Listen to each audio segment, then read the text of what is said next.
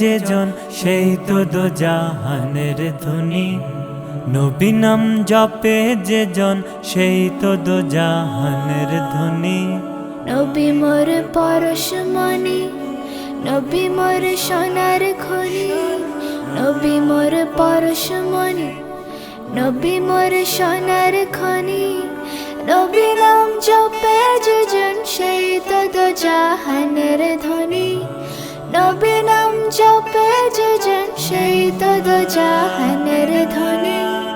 আসসালামু আলাইকা ইয়া তাহা ইয়া রাসূল ইয়া মুহাম্মদ মুস্তাফা।